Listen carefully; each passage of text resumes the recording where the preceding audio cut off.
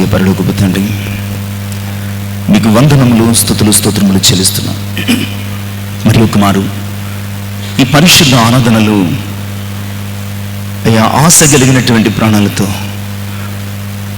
అయ్యా మిమ్మల్ని చూడాలని, మీతో నడవాలని, మిమ్మల్ని ఆరాధించాలని, మీ యందు ఆనందించాలని, అయ్యా మీతో బ్రతకాలని, బ్రతుకంతా మీ కొరకు జీవించాలని ఆశతో మీ సన్నిధిని మీతో కనిపెడుతున్నాను. అయ్యా మా ఆశను తృప్తిపరిచే మీ స్వరమును మాకు వినిపింపచేయండి. మీ వాక్యాన్ని మాకు అనుగ్రహించండి. నా మాటలు కేవలం నిష్ప్రయోజనకరములైనా మీరు మాట్లాడటం మాకు ఆశీర్వాదకరము, అవి అవసరము కూడాను. ఈ విశేషమైన ప్రశస్తమైన పరిశుద్ధ సమయంలో మానవాత్మను మరుగుపరిచి, మానవ స్వరమును మరుగుపరిచి, మహిమ కలిగిన మీ శుద్ధాత్మ సహాయం, మనోహరమైన మీ స్వరం మాకు అనుగ్రహించి మీరే మహిమ ఘనత ప్రభావం పొందు ఆశగుణ మా ప్రాణములను తృప్తిపరచుమని యేసయ్య నామమున ప్రార్థించి వేడుకొనుచున్నాను తండ్రి, ఆమేన్. దయచేసి కూర్చున్నామండి. దేవునికి మహిమ కలుగును గాక. దేవుని ప్రేమించి ఆయన పరిశుద్ధ సన్నిధిని ఆశతో ఆసక్తితో చేరి వచ్చిన ప్రియ విశ్వాసులందరికీ మన ప్రభువును ప్రియరక్షకుడైన యేసుక్రీస్తు వారి పరిశుద్ధ నామములో శుభాలు తెలియజేస్తున్నాను.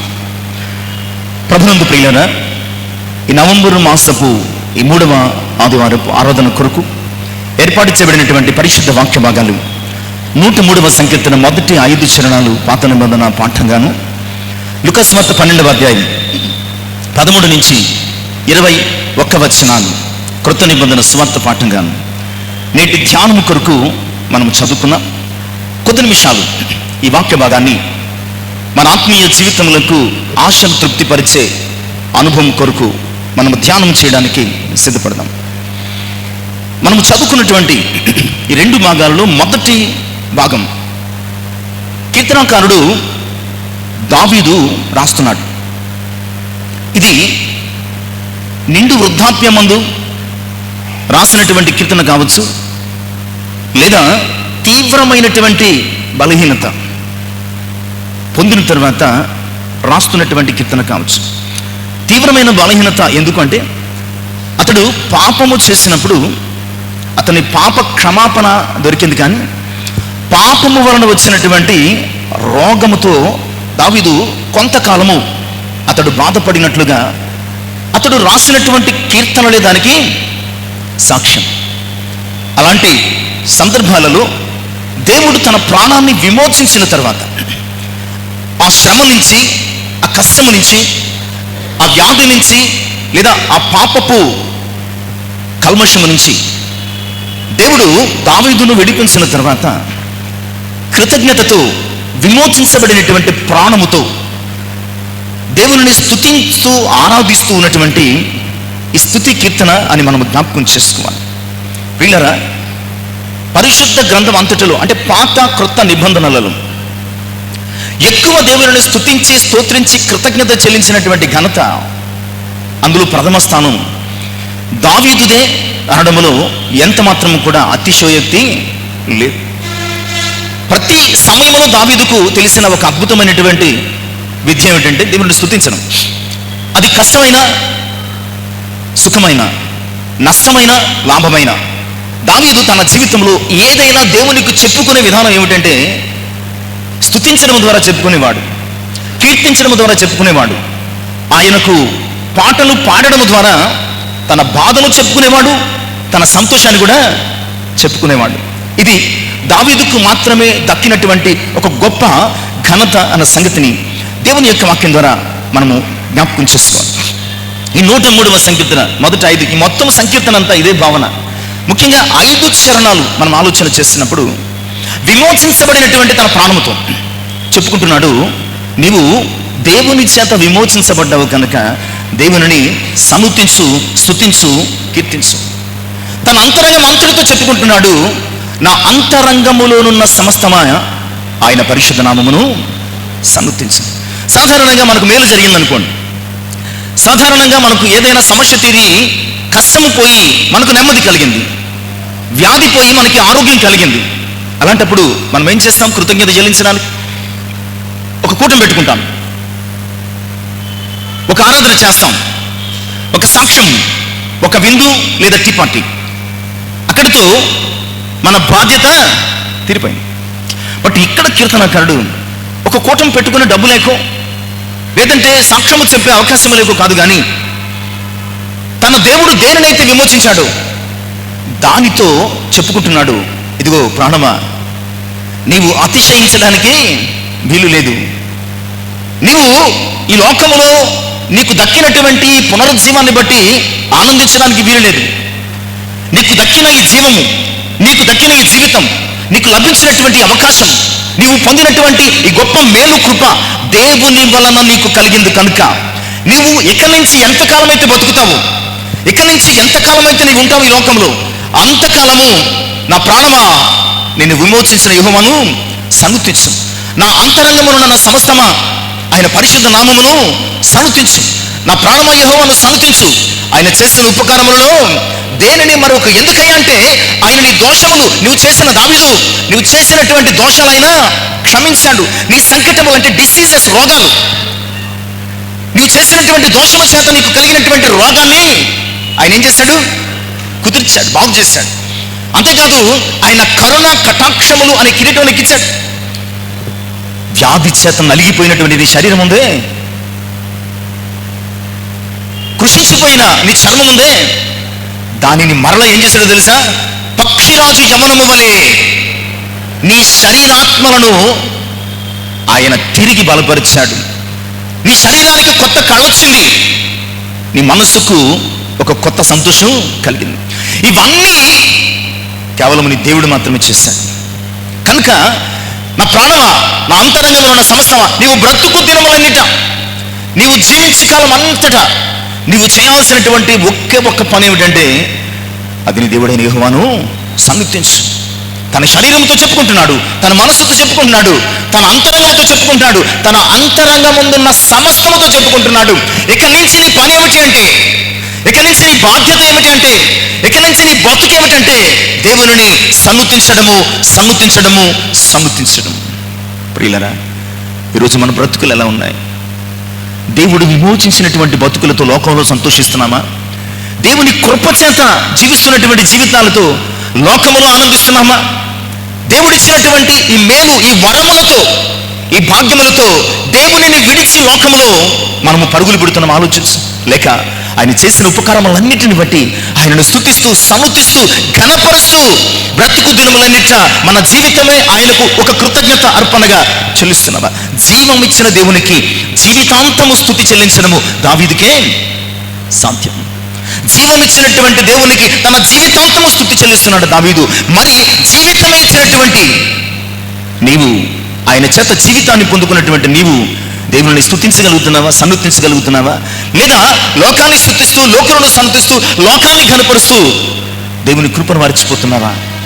మనము రెండవ భాగాన్ని కూడా చదువుకున్నాం ప్రియులారా. మొదటి భాగంలో కీర్తనకారుడు ఏమంటున్నాడు? తన ప్రాణంతో చెప్పుకుంటున్నాడు. ఏమని? నా ప్రాణమా. రెండవ భాగానికి వెళదాం. లూకాసు వార్త 12వ అధ్యాయము 19వ వచనం. లూకాసు వార్త 12వ అధ్యాయము 19వ వచనం. అమ్మా, నా ప్రాణముతో, ప్రాణమా, అనేక సంవత్సరములకు విస్తారమైన ఆస్తిని నీకు సమకూర్చబడి ఉన్నది. అమ్మా, సుఖించుము, తినుము, త్రాగుము. ఇద్దరు వ్యక్తులు చూస్తున్నాం అండి. ఈ పాత నిబంధనలో దావీదు అనే వ్యక్తిని చూస్తున్నాం. క్రొత్త నిబంధనలో పేరు తెలియదు కానీ అతనికి ధనవంతుడు అని పేరు పెట్టాడు. మొదటి వ్యక్తి ధనవంతుడు కాదా? మొదటి వ్యక్తి ధనవంతుడు కాదా? అపారమైనటువంటి ధనవంతుడు. ప్రపంచంలో రాజుల జాబితా మనం రాసుకుంటూ వెళ్ళిపోతే దావీదుకి ఇచ్చే రేటింగ్ టాప్లో ఉండాలన్నమాట అండి. అంతటి గొప్ప రాజు, అంతటి గొప్ప పాలకుడు, అంతటి గొప్ప దయ కలిగిన వాడు, ప్రేమ కలిగిన వాడు, క్షమ కలిగిన వాడు. ఒక రాజుకు కేవలము కొన్ని ప్రత్యేకతలే ఉంటాయి కానీ ఈ రాజుకు మానవత్వం ఉంది, దైవిక సంబంధమైన తత్వము ఉంది. రాజ్యమును పరిపాలించే జ్ఞానము ఉంది, రాజుగా ఒక మంచి హోదా కూడా ఉంది. మనము క్రొత్త నిబంధనలు చూస్తున్నటువంటి ధనవంతుని కూడా చాలా గొప్పడు దావీదు. ఎన్ని రెట్లు అంటే లెక్కింప సఖ్యము కానీ రెట్లు ఎక్కువ అనమాట అండి. అలాంటి దావీదు ఎంతో విధేయతతో తన ఎడల కృప చూపించినటువంటి దేవునికి, నా ప్రాణమా ఇది దేవుడిచ్చింది, ఇది దేవుని కృప, ఇది దేవుని వరము, ఇది దేవుడు అనుగ్రహిస్తే నీవు ఈరోజు భూమి మీద ఉన్నావు, బ్రతుకు దినములన్నిట నీవు దేవుని స్తుతించు. ఈ ధనవంతుడు ఆ సంవత్సరమే పండింది అనుకుంటా గట్టిగా, ఆ డబ్బును చూసి, లేదంటే ఆ పంటను చూసి, లేదంటే సమృద్ధిని చూసి తన ప్రాణంతో ఇలా చెప్పుకున్నా, ప్రాణమా సుఖించుము, తినుము, తాగుము, సంతోషించుము, నీ జీవిత కాలానికి సంబంధించినటువంటి ఆస్తిని సమకూర్చాను. ఈరోజు ప్రియులారా, మనము ఇద్దరిలో ఎవరి వలె ఉన్నామో ఆలోచించు. ఒకవేళ నీ ప్రాణముతో నీవు బోధించుకోవలసిన, చెప్పుకోవలసిన సమయం వస్తే, అవసరం వస్తే, దావీదు వలె నా ప్రాణమా యెహోవాను సమర్పించమని చెప్తున్నావా? లేదంటే ధనవంతుని వలె నా ప్రాణమా సుఖించుము, తినుము, తాగుము, సంతోషించమని చెప్పుకుంటున్నావు? ఆలోచించు. ఈరోజు నీ యొక్క జీవితం ఎలా ఉంది? కూటం పెట్టుకోవడం, సాక్ష్యం చెప్పడం, పప్పులు పంచబడడం కాదు. ఇన్ని కార్యాలు చేసినటువంటి దేవుని ఎడల, ఇన్ని అద్భుతాలు చేసినటువంటి మహోన్నతుని ఎడల, అసలు జీవితం ఇచ్చినటువంటి నీ ప్రభువు ఎడల, రక్షకుని ఎడల నీ కృతజ్ఞత ఎలా ఉన్నది ఆలోచించు. కృపను అనుభవించడమే తప్ప కృతజ్ఞత చెల్లించడము లేనటువంటి స్థితిలో ఉన్నామా ధనవంతుని వలె? లేదంటే ఆయన చేసిన ప్రతి చిన్న విషయాన్ని కూడా జ్ఞాపకం చేసుకుని మహోన్నతంగా దేవుని స్తుతిస్తున్నటువంటి దావీదు వలె మనము జీవిస్తున్నామా? ఆలోచించాల్సిన అవసరత ఉన్నది. నీ ప్రాణంతో ఏం చెప్పుకుంటున్నావు? నీ ప్రాణము దేనితో మరి ఆ అనుబంధము కలిగి ఉన్నది? నీ ప్రాణము దేని యందు సంతోషిస్తుంది? నీ ప్రాణము దేని యందు సుఖిస్తుంది? నీ ప్రాణము దేని కొరకు ఆశిస్తుంది? దావీదు వలె దేవుని కొరక, ధనవంతుని వలె తన ఆస్తి ప్రాపకమని నమ్ముకుని తను సంపాదించుకుని సమకూర్చుకున్న దాని కొరకు ఆలోచించాడు. ఈరోజు మనము సమయాన్ని బట్టి 7 విషయాలు ఆలోచన చేద్దాం. 7 విషయాలు ప్రాణ సంబంధిత అంశాలు ఇవి. మన ప్రాణములో ఖచ్చితంగా కలిసి ఉండాల్సిన, ఎందుకంటే అసలు ప్రాణమే లేకపోతే జీవితమే లేదు. ప్రతిదీ కూడా దేని మీద ఆధారపడింది? నీ జ్ఞానము, నీ ధనము, నీ బలము, సమస్తము కూడా. నీవి లోకంలో ఏది ఆధిక్యత అనుకుంటున్నావు, ఏది గొప్పదనుకుంటున్నావు, ఏది ఘనం అనుకుంటున్నావు, ఏది ప్రత్యేకమైనది అనుకుంటున్నావు, అవన్నీ కూడా ప్రాణం లేకపోతే. కనుక ఏది కలిగి ఉంటే ఏది అనుభవించగలమో ఆ ప్రాణంతో చెప్పుకుంటున్నాడు. నీవు అనుభవించేదంతా దేవుని కృప, నీవు పొందుకున్నదంతా దేవుని కృప, నీవు ఆస్వాదిస్తున్నదంతా దేవుని కృప. అసలు ఈ జీవితమే దేవుని కృప. నా ప్రాణమా, నీవు బ్రతికి ఉన్నంత కాలము కూడా దేవుని స్తుతించు. ఈరోజు నీ ప్రాణంతో నీవేం చెప్పుకుంటున్నావో ఈనాటి అంశాల ద్వారా మనం అర్థం చేసుకోవడానికి, ధ్యానం చేసుకోవడానికి సిద్ధపడు. మొట్టమొదటి ప్రాణం, 7 ప్రాణాల గురించి చూద్దాం. సప్త ప్రాణాలు, 7 ప్రాణాలు. ఏదో చెప్తూ ఉంటారు ప్రాణాలు. ఎన్ని ప్రాణాలు అంటారంటే పంచ ప్రాణాలు అంటారు కదా. బాగా ప్రేమించే వారిని గురించి ఏం చెప్తారంటే నువ్వు నా 6వ ప్రాణం అంటారు. పంచ ప్రాణాలు ఉంటాయంటే బాగా ప్రేమించే వారిని చూసి నువ్వు నా 6వ ప్రాణం అంటాడు. ఇక్కడ వాక్యము ద్వారా సప్త ప్రాణాలను, సప్త అంటే 7 ప్రాణాల గురించి, లేదా ఈ ప్రాణము యొక్క 7 ఆలోచనలు లేదా ఆశల గురించి మనం ఆలోచన చేద్దాం. మొట్టమొదటిగా దేవుని సన్నుతించే ప్రాణం. మనం చదువుకున్న భాగంలోనే ఉంది. మొట్టమొదటిగా ఏ ప్రాణం అంటే ఇది? దేవునిని సన్నుతించే, స్తుతించే, కనపరిచే ప్రాణం. దేవుని సన్నుతించాలంటే, నీ ప్రాణం దేవుని సన్నుతించాలంటే నీవు కీర్తనాకారునికి ఉన్నటువంటి మనస్సును కలిగి ఉండాలి. ఏ మనస్సు చూద్దాం. సమూయేలు మొదటి గ్రంథము 2వ గ్రంథము 7వ అధ్యాయం 18-19 వచనాలు. సమూయేలు 2వ గ్రంథము 7వ అధ్యాయము 18-19 వచనాలు. దావీదు రాజు లోపల ప్రవేశించి యెహోవా సన్నిధిని కూర్చుండి ఇలాగున మనవి చేశాను, నా ప్రభువా యెహోవా, ఎంతగా నీవు నన్ను హెచ్చించుటకు నేను ఎంతటి వాడును? చాలండి. దావీదు రాజు ఎవరండి ఇప్పుడు అతను? దావీదు రాజు. మనం సేవకులుగా ఉంటేనే దేవుని సన్నిధిలోనికి రావటం లేదు. ఇక రాజులైతే అసలు రాము, అటువైపు దేవుని ముఖం కూడా చూడం. మనం చిన్న ఉద్యోగాలు చేసుకుంటూ, చిన్న పనులు, చిన్న కుటుంబాలు, చిన్న బాధ్యతలు నిర్వర్తిస్తూ, అయ్యి బాబు ఖాళీ లేదండి, టైం కుదరటం లేదని అంటున్నాం. ఇక రాజులమైతే బూజు పట్టిపోవలసిందే. ఇక్కడ దావీదు రాజు లోపల ప్రవేశించి ఎక్కడండి, ఎక్కడ? దేవుని మందిరములో ప్రవేశించాడు. రాజనగరంలో ఉన్నటువంటి రాజు, హంసతూలిక తల్పముల మీద సుఖించాల్సినటువంటి రాజు, అవన్నీ విడిచిపెట్టి దేవుని మందిరం ఎక్కడుంది? దేవుని మందిరం ఎక్కడుందండి? తెరల చాటున ఉంది. ఇంకా బిల్డింగ్ లేదు అక్కడ, ఇంకా ఒక పర్మనెంట్ బిల్డింగ్ స్ట్రక్చర్ కట్టలేదు. నువ్వు వద్దన్నాడు దేవుడు. దంతములతో కట్టినటువంటి రాజనగరాలను విడిచిపెట్టి ఎక్కడో తెరల చాటునటువంటి దేవుని మందిరములో ప్రవేశించి ఏం చేశాట? దేవుని మందిరములో ప్రవేశించి కూర్చుండి. కుర్చీలు ఉన్నాయా? కుర్చీలు ఉన్నాయండి. దేవుని మందిరంలో కుర్చీలు ఉంచమని, ప్రత్యక్ష గుడారంలో కుర్చీల కథ ఏమీ లేదు అక్కడ. మందసం ఉంది, దీపస్తంభం ఉంది, దీప వృక్షం ఉంది, బలిపీఠం ఉంది, సన్నిధి రొట్టెల బల్ల ఉంది, చివరికి బయట గంగాళం ఉంది, అన్నీ ఉన్నాయి. ఒక్క కుర్చీ కూడా లేదు.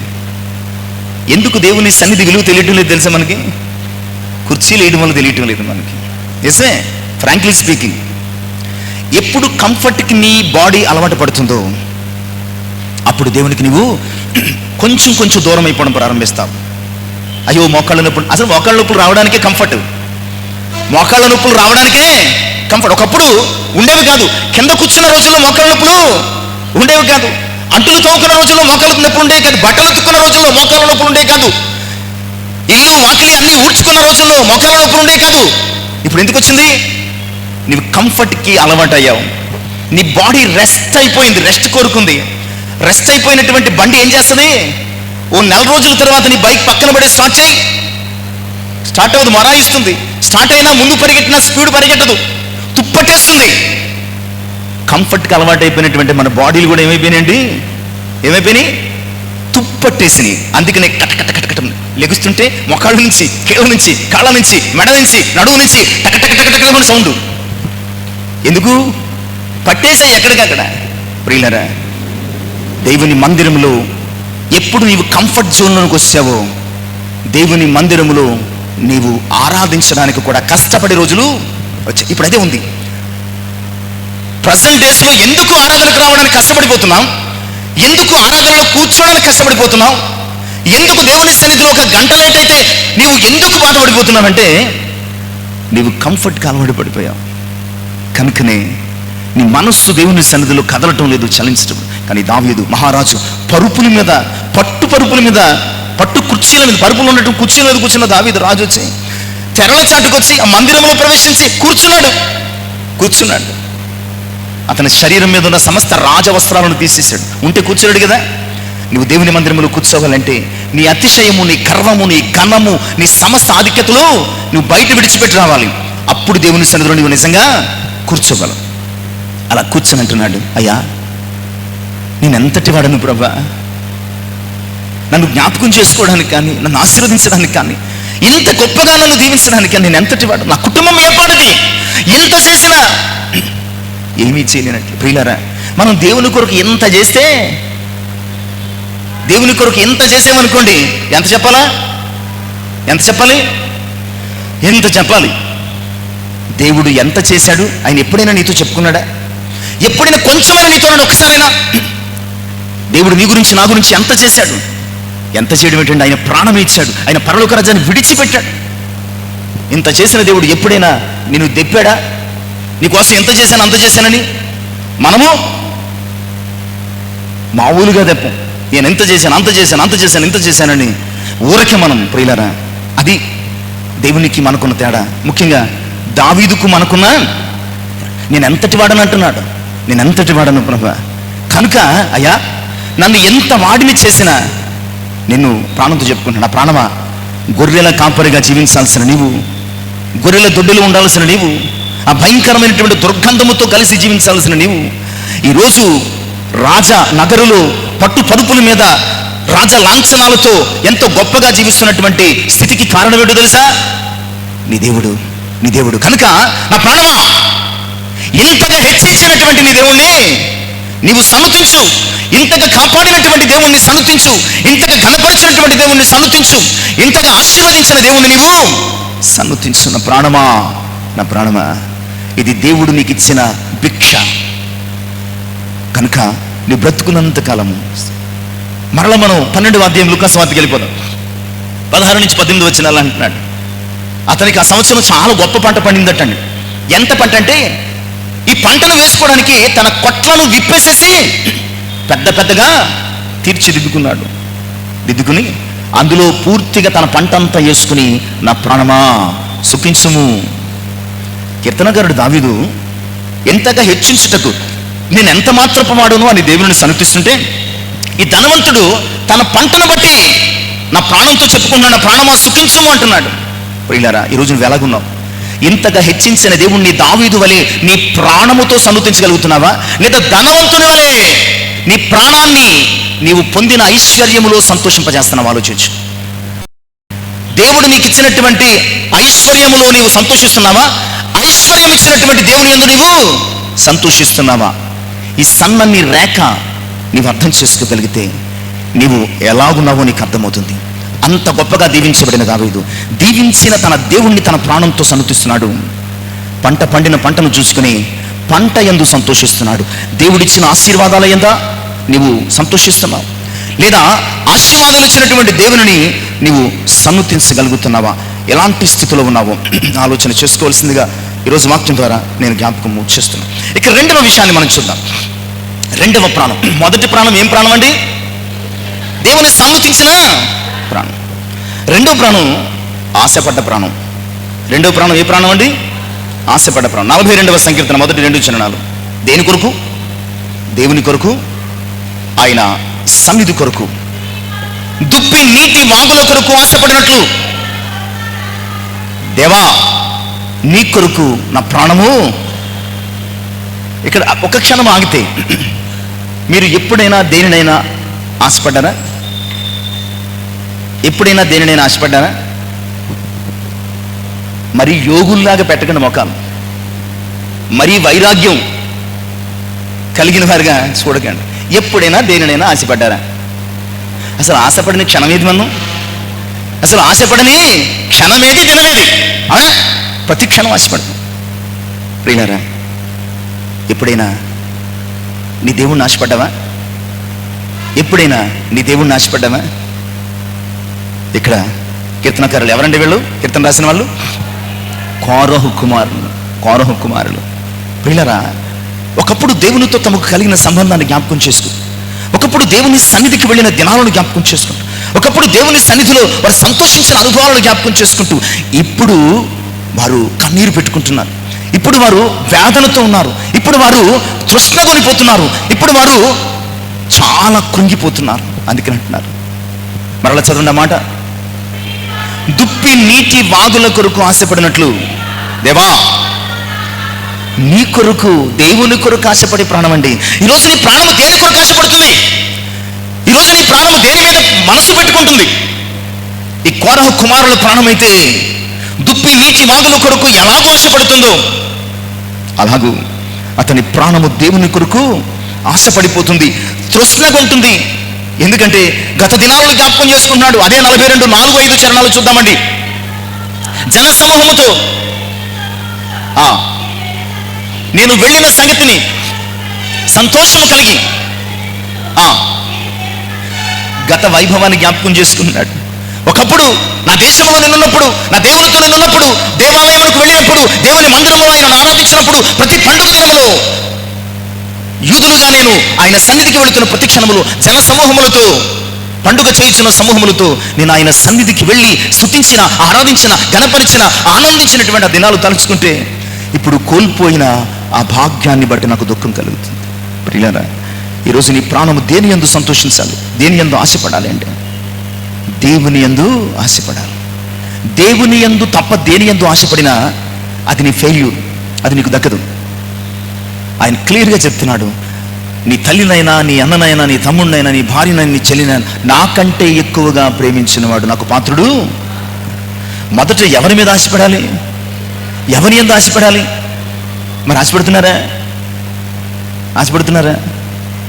ఆగిపోయారు. ఇందాక చెప్పేశారు ఎవరి యందు ఆశపడాలంటే దేవుని యందు, దేవుని యందు. ఇప్పుడు ఆశపడుతున్నారంటే మాట్లాడటం. ఎందుకంటే మన ప్రాణం ఎప్పుడు కూడా లోకం మీద ఉంటుంది. మన పంచ ప్రాణాలు ఎప్పుడు మన కుటుంబం మీద ఉంటాయి. మన ప్రాణం యొక్క ఆలోచన ఎప్పుడు కూడా ఈ లోక సంబంధమైనటువంటి అంశాల మీదే ఉంటుంది. ఇప్పుడు కూడా మన ప్రాణం ఎక్కడుంది? ఇప్పుడు కూడా మన ప్రాణం ఎక్కడుంది? ఆఫ్టర్ సర్వీస్ చెయ్యబోయే దాని గురించి నీవు ఇప్పుడు ఆలోచిస్తున్నావు. అట్ దిస్ మూమెంట్ నేను చాలా క్లియర్గా చెప్తున్నాను, ఈ సర్వీస్ తర్వాత నీవు ఇంటికి వెళ్ళి చేయబోయే దాని మీద నీ ప్రాణం ఉంది. దాని మీద ఆశ పెట్టుకుంటున్నావు, దాని మీద ఆలోచన కలిగి ఉన్నావు. 12:20 అయింది, 11:15 అయింది, 12:15 వదులుతారా? ఆరాధన ముగిసిపోయే టైం మీద మన ప్రాణం ఉంది. సన్నిధి నుంచి వెళ్ళిపోయే సమయం కొరకు మన ప్రాణం కనిపెడుతుంది. ఇంటి దగ్గర ఉన్న వాటి కొరకు మన ప్రాణం కనిపెడుతుంది. కానీ ఎక్కడ ఇతని ప్రాణము తన ఇంటి దగ్గర, తన బానిసత్వంలోనూ చెరలోనూ ఉండి అంటున్నాడు, అయ్యా నీ సన్నిధి కొరకు, ఆ సన్నిధిలో దొరికే నీ సహవాసం కొరకు నా ప్రాణము ఆశపడుతున్నది. నీ ప్రాణము లోకం మీద ఆశపడితే లోకము దాని ఆశ గతించిపోతుంది. దేవుని మీద ఆశపడితే నిరంతరము నీవు నిలుస్తావని వాక్యము జ్ఞాపకం చేస్తుంది. అందుకనే 107వ సంకీర్తన 9వ చరణంలో అంటాడండి, ఆశగుణ ప్రాణాన్ని ఎలాగనగా ఆశగల ప్రాణాన్ని తృప్తిపరచడం అంటే ఆయన కొరకు ఆశపడితే తృప్తి పడతాడు. దేని పడితే దాన్ని ఆశపడితే 2 పీకుతాడు అనమాట అండి. ఆశగుణ ప్రాణాన్ని ఆయన తృప్తిపరచాడంటే దేన్ని పడితే దాన్ని ఆశపడితే ఎలా కుదురుద్ది? సాధ్యాసాధ్యాలు ఉంటాయి. కొన్ని చేయాలి, కొన్ని చేయకూడదు, కొన్ని జరగాలి, కొన్ని జరగకూడదు, కొన్ని ఇవ్వాలి, కొన్ని ఇవ్వకూడదు, అంతే కదా. ప్రతి దాని మీద ఆశపడితే పడిపోయే ప్రమాదం ఉన్నది. ఆశగుణ ప్రాణాన్ని తృప్తిపరుస్తాడు. ఇక్కడ కోరహు కుమారుల జీవితంలో ఆశగుణ వారి ప్రాణాన్ని తృప్తిపరిచాడు. వారి ద్వారపాలకులుగా దేవుని మందిరంలో నిరంతర సేవలు ఉండడానికి దేవుడు అనుమతినిచ్చాడు. ఇది రెండవది. మొదటి ప్రాణం ఏం చేసింది? యెహోవాను సన్నుతింది. రెండవ ప్రాణం ఏం చేసింది? ఆశపడ్డది. ఎవరిని? దేవునిని ఆశపడిన ప్రాణం. మూడో ప్రాణం గురించి కూడా చూద్దామని 62వ సంకీర్తన మొదటి చరణం. దేవుణ్ణి నమ్ముకున్న ప్రాణం ఇది. ఈ ప్రాణం ఏ ప్రాణం అండి? చదవండి ఈసారి. నా ప్రాణము దేవుని నమ్ముకుని మౌనముగా ఉన్నది. దేవుని నమ్ముకుని ఏం మాట్లాడటం లేదు, ఎవరేమన్నా మాట్లాడటం లేదు. ప్రాణం కొట్టినా, తిట్టినా, అవమానించినా, సిగ్గుపరిచినా, నిందలు వేసినా, బాధించినా, భయపెట్టినా ఈ ప్రాణం ఎలా ఉంది? మౌనంగా ఉంది. అస్సలు మాట్లాడటం లేదు. ఎందుకు మౌనంగా ఉంది? ఈ ప్రాణం ఎవరిని నమ్ముకుంది? దేవుణ్ణి నమ్ముకుంది. మనుషులను నమ్ముకుంటే నువ్వు మాట్లాడాల్సిన అవసరం వస్తుందేమో, నీ పరిస్థితులను నమ్ముకుంటే నువ్వు మాట్లాడాల్సిన అవసరం వస్తుందేమో, నీ స్థితిగతులను నమ్ముకుంటే నువ్వు మాట్లాడాల్సిన అవసరం వస్తుందేమో. దేవుణ్ణి నమ్ముకుంటే నువ్వు మాట్లాడాల్సిన అవసరం లేదు. ఆయన చూసుకుంటాడు, ప్రతిదీ ఆయన చూసుకుంటాడు. ఇక్కడ కీర్తనకారుడు అంటున్నాడు, ఇదిగో నా ప్రాణము. దావీదు నా ప్రాణం. నిజమే కదా. దావీదు తన కష్ట నష్టములలో, వ్యాధి బాధలలో, పరిస్థితులలో ఎక్కడ మాట మాట్లాడలేదు. చివరికి సౌలు తనను చంపడానికి వస్తున్నప్పుడు కూడా, నా ఏలినవాడా నేనేం చేశానని నువ్వు నన్ను తరుముతున్నావు అన్నాడు తప్ప వాద ప్రతివాదనలు ఇప్పుడు కూడా వారి మధ్య జరగలేదు. దావీదు తనను హింసించిన వారిని ఒక మాట మాట్లాడలేదు, దూషించిన వారిని, తరిమిన వారిని, చంపాలనుకున్న వారిని కూడా ఒక్క మాట కూడా మాట్లాడలేదు. ఎందుకంటే దావీదు ప్రాణం ఏం చేసిందండి? దావీదు ప్రాణం దేవుణ్ణి నమ్ముకున్నవారు మౌనంగా ఉంటారు. మాట్లాడుతున్నావంటే నువ్వు దేవుణ్ణి నమ్ముకోలేదని అర్థం. నువ్వు అనవసరంగా మాట్లాడుతున్నావంటే దట్ మీన్స్ నువ్వు దేవుణ్ణి నమ్ముకోలేదు. నీ మాటను నమ్ముకున్నావు. నీవు మాట చేత చేసే మాయను నమ్ముకున్నావు. మాట చేత నీవు సాధించాలి అనుకున్న నీ యొక్క మూర్ఖత్వాన్ని, మొండితనాన్ని నమ్ముకున్నావు తప్ప దేవుణ్ణి నమ్ముకోలేదు. నువ్వు దేవుణ్ణి నమ్ముకుంటే సైలెంట్గా ఉంటావు. ఆయనే చూసుకుంటాడు. అంతే కదా. నేను అన్నది రైటా రాంగా? రైటే కదండి. మరి ఎందుకు మాట్లాడుతున్నారు? అనవసరంగా ఎందుకు మాట్లాడతాం? నువ్వు దేవుణ్ణి నమ్ముకుంటే దేవుడు మాట్లాడతాడు, నువ్వు మాట్లాడాల్సిన అవసరం లేదు. నువ్వు దేవుణ్ణి నమ్ముకుంటే మౌనంగా ఉండు. నీ పక్షంగా ఆయన వ్యాజ్యమాడతాడు, నీ పక్షంగా ఆయన ఫైట్ చేస్తాడు, నీ పక్షంగా ఆయన మాట్లాడటం మొదలు పెడతాడు. నువ్వు మాట్లాడితే అవతలుడు 10 మాటలు మాట్లాడతాడు. దేవుడు మాట్లాడితే నోరు లేకదు అవతలుడికి. దేవుడు మాట్లాడితే అవతలుడికి అసలు నోరు లేక. కనుక ఈ ప్రాణము మౌనంగా ఉన్న ప్రాణం. దేవుణ్ణి నమ్ముకుని మౌనంగా ఉంది. ఎవరు ఎన్ని మాటలు అంటున్నా మౌనంగానే ఉంది, కారణము దేవుణ్ణి నమ్ముకుంది. ఎవరు ఎంత దూషిస్తున్నా మౌనంగానే ఉంది, కారణము దేవుణ్ణి నమ్ముకుంది. ఎవరు ఎన్ని తిడుతున్నా మౌనంగానే ఉంది ప్రాణము. ఎందుకంటే ఈ ప్రాణము దేవుణ్ణి నమ్ముకున్న ప్రాణం. ఈరోజు నీ ప్రాణము దేవుణ్ణి నమ్ముకుని మౌనంగా ఉందా? నీ యొక్క టాలెంట్ను, నీ మాటను, నీ కమాండ్ను, లేదంటే నేను చేయగలను, నేను మాట్లాడగలను, నేను సాధించగలను, నేను ఏదంటే అది అనుకున్నటువంటి నీ మూర్ఖత్వాన్ని నమ్ముకుని నీ బతుకుతున్నావు. ఆలోచించు. ఆయన నమ్ముకున్న ప్రాణం ప్రియులారా, ఈ ప్రాణం ఆయన నమ్ముకుని మౌనం. No tension, no tension, no fear, no nervousness, ఏమీ లేవు. వణుకు లేదు, భయం లేదు, ఎలాంటి ఆందోళన లేదు, ఎలాంటి కలవరం లేదు. వై? బికాస్ ఇవన్నీ తీసివేయగలిగిన దేవుణ్ణి ఈ ప్రాణము నమ్ముకున్నట్లు మనం చూస్తాం. 62వ సంకీర్తనలోనే 5-6 వచనాలు ఎందుకు నమ్ముకోవలసి వచ్చింది, ఎందుకు మౌనంగా ఉండాల్సి వచ్చింది చెప్తున్నాడు. నా ప్రాణమా దేవుడిని నమ్ముకుని మౌనముగా ఉండుము, ఆయన వలననే నాకు నిరీక్షణ కలుగును. చదవండి. ఆయనే నా ఆశ్రయదుర్గము. చాలండి. ఆయనే నా ఆశ్రయం, ఆయనే నా రక్షణ. కనుక ఎవరో ఏదో అన్నారని, ఎవరో ఏదో చేశారని, ఎవరో ఏదో మాట్లాడారని నేను మాట్లాడాల్సిన అవసరం లేదు. ఎందుకంటే నా పక్షంగా దేవుడు మాట్లాడతాడు. నా ప్రాణం మౌనంగా ఉంది. ఆయన వలనే నాకు నిరీక్షణ అయినా రక్షణ అయినా, దేవుని వలన మాత్రమే మనకు నిరీక్షణ అయినా. కానీ ఈ ధనవంతుడు అలా చేయటం లేదు. మౌనంగా ఉన్నాడా? పోనీ స్తుతించలేదు, మౌనంగా ఉన్నాడా? మంచి పంట పడింది, కొట్లు కట్టుకున్నాడు, అందులో వేసుకున్నాడు, ఏదో తినేసి బతుకుతున్నాడు అంటే లేదు, మాట్లాడడం మొదలుపెట్టాడు. ఎందుకంటే అతడు దేవుని మీద నమ్మకం ఉంచలేదు. దేని మీద నమ్మకం ఉంచాడు? తన ఆస్తి మీద, తన పంట మీద, తనకున్నటువంటి దాని మీద. అందుకును అతిశయపడుతూ మాట్లాడుతున్నాడు. ప్రియులారా, ఈరోజు నువ్వు ఎలా ఉన్నావు ఆలోచించు. నీ ప్రాణము దేవుని సన్నిధించే ప్రాణంగా ఉందా? నీ ప్రాణము దేవుని ఆశపడే ప్రాణంగా ఉందా? నీ ప్రాణము దేవుణ్ణి నమ్ముకుని మౌనంగా ఉందా? అందుకని ఇశ్రాయేలీయులు ఎర్ర సముద్రం దగ్గరకు వచ్చినప్పుడు గగ్గులు పెడుతున్నారు. ఏ ఐగుప్తులో మాకు సమాధులు లేవని తీసుకొచ్చి ఇక్కడ ఊరకన మమ్మల్ని పెట్టావా అని చాలా మాట్లాడుతున్నప్పుడు మోషే ద్వారా దేవుడు వారితో మాట్లాడుతున్నాడు. ఊరక నిలిచి చూడు, యెహోవా ఈ దినమున మీకు కలుగజేయు రక్షణను. ఈ దినమున మీరు చూస్తున్న ఐగుప్తీయులను మళ్ళా మీ లైఫ్లో ఎప్పుడూ చూడరు. వారు ఊరక నిలిచి చూసినప్పుడు ఏమైంది? ఏమైందండి? ఎర్ర సముద్రము పాయలైపోయింది. ఎర్ర సముద్రం నిజమే. నీ ఎదుట తరంగాలు పొంగుతుంటే నీవు గగ్గోలు పెట్టిన గంతులేసిన ప్రయోజనం లేదు. ఊరక నిలిచి దేవుని వైపు కనిపెట్టు. నీ ఎదుట ఉన్న సముద్రాలు ఏమైపోతాయి? పాయలైపోతాయి. సమస్యలు ఏమైపోతాయి? తుత్తినీలుగా విడిపోతాయి. ఇక 4వ ప్రాణాన్ని గురించి మనం చూద్దామండి. 4వ ప్రాణాన్ని గురించి మనం చూద్దాం. 84వ సంకీర్తన 2వ చరణం. 84వ సంకీర్తన 2వ చరణం. సొమ్మసిల్లే ప్రాణం అండి. సొమ్మసిల్లే ప్రాణం చదవండి అమ్మా.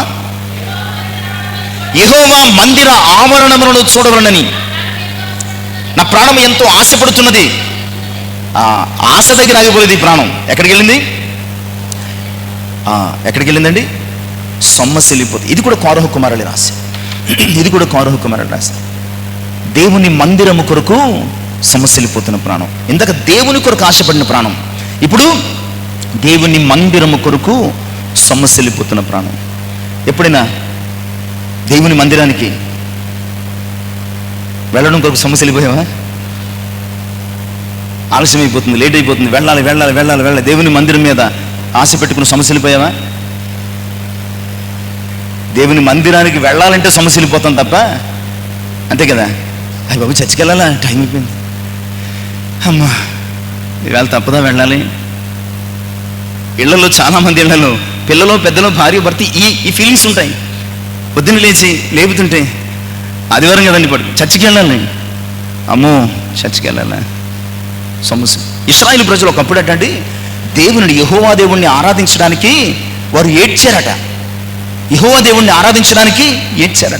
ఈరోజు ప్రియులారా, క్రైస్తవ విశ్వాసులంగా మనము కూడా మన ఆశీర్వాదానికి, మన జీవితానికి ఆధారమైనటువంటి దేవుని మందిరానికి రావడానికి సమస్యలిపోతున్నామండి.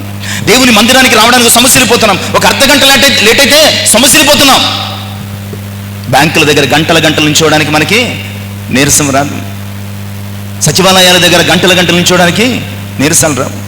గవర్నమెంట్ ఆఫీసుల దగ్గర గంటల నిల్చోవడానికి నీరసాలు రావు. పెళ్లిళ్ళకో, కథలకో, కార్యాలకో వెళ్ళినా 2-3 అయినా నీరసాలు రావు. ఎందుకో దేవుని మందిరానికి వచ్చేసరికి ప్రాణము సమస్యలిపోతుంది, నీరు గారిపోతుంది, చాలా భయంకరంగా వేదన చెందుతూ ఉంటామండి. ప్రియులారా, ఇక్కడ కీర్తనకారుని ఈ కోరహు కుమారుల ప్రాణం కూడా సమస్యలిపోతుంది. ఎందుకో తెలుసా? దేవుని మందిరానికి వెళ్ళాలి, అక్కడ ఆనందించాలి. దేవుని మందిరానికి నేను వెళ్ళలేనేమో, దేవుని మందిరంలో ఆయన ఆరాధించలేనేమో, దేవుని కొరకు నేను జీవించలేనేమో, దేవుని మందిరంలో నాకు స్థలము దొరకదేమో. ఎప్పుడైనా అనుకున్నామా? అయ్యో లేటుగా వెళితే స్థలం ఉండదేమో అని ఎప్పుడు అనుకున్నామా? లేటుగా వెళితే ఎప్పుడైనా స్థలం దొరకదనుకున్నా? బయట కూర్చుంటామండి, ఏ గొడవ ఉండదు. బయట టీవీ పెట్టారు కింద బయట కూర్చుంటాం, ఏ గొడవ ఉండదు. మనం ఎలా ఉన్నా పర్లేదు, ఎలా జీవించినా పర్లేదు. ఎప్పుడైనా పరుగున వస్తారేమో నేను చూస్తాను చాలాసార్లు. ఎప్పుడైనా పరుగున దేవుని మందిరంలోకి రావడానికి, ఆయన ఆరాధించడానికి, ఆయన మందిరం కొరకు ప్రాణము సమస్యలిపోయినటువంటి అనుభవాలతో పరుగున వస్తారేమో చూస్తాను కానీ ప్రియులారా, అక్కడి నుంచి నాకు అన్ని కనబడతా ఉంటాయి. ఇటు నుంచి వచ్చిన కనబడతాయి, ఇటు నుంచి అన్ని వైపుల నుంచి కనబడతారు. నీరసంగా అడుగులు వేసుకుని వారం రోజుల నుంచి అన్నం తినలేనట్టుగా, ఏదో కోల్పోయినట్టుగా, ఏదో పోగొట్టుకున్నట్టుగా, చాలా బలహీనంగా నీరసంగా వస్తారు. ఈ కోరకుమారులు ఏం చేస్తారో తెలుసా? దేవుని మందిరానికి నువ్వు వెళ్ళడానికి వీలు లేదంటే కడుగులు పడిపోతున్నారు వీళ్ళు. దేవుని మందిరంలో నీకు స్థలం లేదంటే కడుగులు పడిపోతున్నారు వీళ్ళు. దేవుని మందిరంలో అడుగు పెట్టడానికి నీకు అవకాశం లేదు, కడుగులు పడిపోతున్నారు వీళ్ళు. చర్చ అయిపోయిందంటే అమ్మయ్య అయిపోయింది, గొడవ లేదనుకుంటాం. చర్చ అయిపోయిందంటే అమ్మయ్య మనకి అయిపోయింది, గొడవ లేదనుకుంటాం. కానీ వీళ్ళు ఆయన మందిరం కొరకు సమస్యలిపోతున్నారండి. ఆయన మందిరంలో స్థలం దొరకదేమో, ఆయన మందిరంలో ఆరాధించలేమేమో, ఆయన మందిరానికి వెళ్ళలేమేమో, ఆయన మందిరంలో మాకు అవకాశం ఉండదేమో, సమస్యలిపోతున్నారు, మూర్ఛపోతున్నారు. ఈరోజు ప్రియులారా, నీ ప్రాణం ఎలా ఉండాలంటే నిత్యము ఆయనను సన్నిధించే ప్రాణంగా ఉండాలి.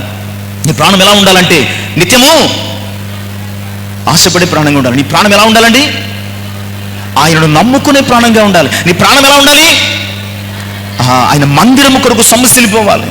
ఆయన మందిరము కొరకు సమస్యలిపోయే ప్రాణంగా నీ ప్రాణం ఉండాలి అన్న సంగతిని దేవుని యొక్క వాక్యం ద్వారా జ్ఞాపకం చేస్తున్నాను.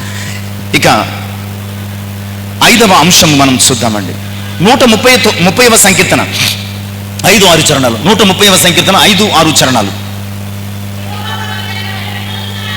యెహోవా కొరకు నేను కనిపెట్టుకొనుచున్నాను, నా ప్రాణము ఆయన కొరకు, దేవుని కొరకు కనిపెట్టే ప్రాణం.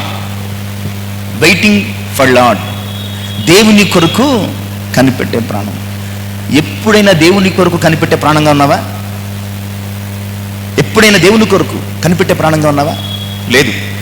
కనిపెడితే ఎవరు కనిపెట్టాలి? మన కొరకు కనిపెడితే మన కొరకు ఎవరు కనిపెట్టాలా? దేవుడే కనిపెట్టాలి. దేవుడే. అందుకనే ఆయన రాక ఆలస్యానికి కారణం, అంతటా అందరూ మారు మనసు పొందాలని ఆయన కనిపెడుతున్నాడు మన కొరకు. దేవుణ్ణే కనిపెట్టేలా చేసే అంత గొప్ప హిస్టరీ మంది. దేవుణ్ణే మన కొరకు కనిపెట్టే స్థితిలోకి తీసుకొచ్చిన హిస్టరీ మంది వీళ్ళరా. కానీ ఇక్కడ కీర్తనకారుడు దేవుని కొరకు ఏం చేస్తున్నట్ట? కనిపెడుతున్నాడట.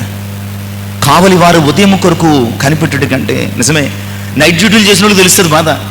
నైట్ డ్యూటీలు చేసిన వాళ్ళకి తెలుస్తూ ఉంటుందండి. ఎప్పుడు తెల్లారుద్రా బాబు ఇంటికి పోయి కాసి పడుకుందాం అనుకుంటారు. ఎప్పుడు తెల్లారుద్రా బాబు ఇంటికి పోయి పడుకుందాం. కావలి వారు ఉదయం కొరకు కనిపెట్టుడు కంటే ఎక్కువగా నా ప్రాణము ఆయన కొరకు కనిపెడుతున్నది. నువ్వు దేవుని కొరకు కనిపెడుతున్నావా? దేవుని కొరకు కనిపెడుతున్నావా? యెహోవా కొరకు ఎదురు చూచేవారు అంటే కనిపెట్టేవారు లేదా నిరీక్షించేవారు ఏం పొందుతారండి? నూతన బలము పొందుతారు. రాత్రి బ్రతుకులతో అలసిపోయినటువంటి నీ జీవితాలకు నూతన బలమును ప్రసాదించేది ఆయన కొరకు నిరీక్షించే జీవితమే. ఆయన ప్రాణం, ఈ కీర్తనకారుని ప్రాణం దేవుని కొరకు కనిపెడుతున్నది. దేవుని కొరకు కనిపెడుతున్నది. ఎందుకంటే 4వ చరణం ఆయన కొరకు కనిపెడితే క్షమాపణ దొరుకుతుందటండి. 7వ చరణపు మొదటి భాగం ఆయన కొరకు కనిపెడితే కృప దొరుకుతుందటండి. 7వ చరణపు 2వ భాగం ఆయన కొరకు కనిపెడితే విమోచన దొరుకుతుందట. అందుకనే నా ప్రాణము దేవుని కొరకు కనిపెడుతుంది. ఈరోజు దేవుని కొరకు కనిపెట్టే ప్రాణంగా నీ ప్రాణం ఉందా? దేవుని కొరకు ఎదురు చూసే ప్రాణంగా నీ ప్రాణం ఉందా? దేవుని కొరకు ఆశపడే ప్రాణంగా నీ ప్రాణం ఉందా? దేవుని నమ్ముకునే ప్రాణంగా నీ ప్రాణం ఉందా? దేవుని సన్నిధించే ప్రాణంగా నీ ప్రాణం ఉందా? ఆలోచించు. ఇక 6వ విషయం చూద్దాం. లూకాసు వార్త 1వ అధ్యాయం 46వ వచనం. లూకాసు వార్త 1వ అధ్యాయం 46వ వచనం. దేవునిని లేదా ప్రభువును ఘనపరిచే ప్రాణం. ఈ ప్రాణం ఏం ప్రాణం అండి? ప్రభువును చివరిలో అడుగుతాను అన్ని, ప్రాణం పోయేలా ఉంటుంది అన్ని అడిగితే ఇప్పుడు. ఈ ప్రాణం ఏం ప్రాణం? ప్రభువును ఘనపరిచే ప్రాణం. చదవండి అమ్మా మాట. నా ప్రాణము ప్రభువును గాని. ఎవరు చెప్తున్నారు ఈ మాట? మరియ గీతం అన్నమాట అండి ఇది. మరియ గీతం. మరియ గీతంలో మరియ చెప్తుంది, అయ్యో నా ప్రాణము ప్రభువును ఘనపరుస్తూ ఉంది. మనకు ఒక ఆధిక్యత వచ్చిందండి. మనము అనుకోకుండా కలెక్టర్ అయిపోయాం అనుకోండి, నా వంక చూడండి. అనుకోకుండా మనం కలెక్టర్ అయిపోయాం అనుకోండి, ఏం చేద్దాం? అనుకోకుండా కలెక్టర్ అయిపోతే ఏం చేస్తామండి?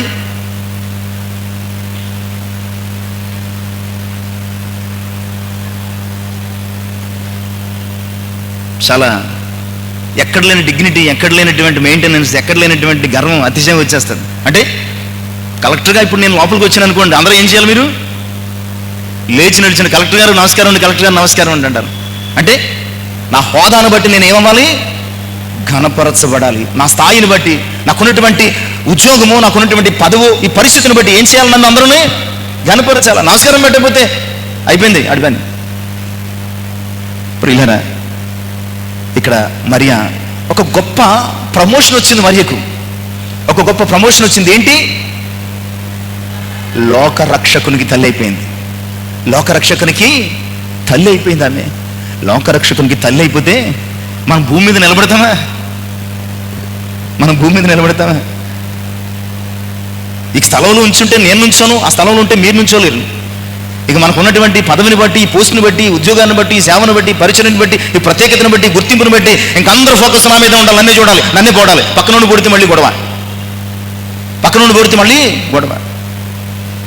ఈమెకి ప్రమోషన్ వచ్చింది. ఏ ప్రమోషను? కలెక్టరో, ప్రైమ్ మినిస్టరో, మరొకటో కాదు.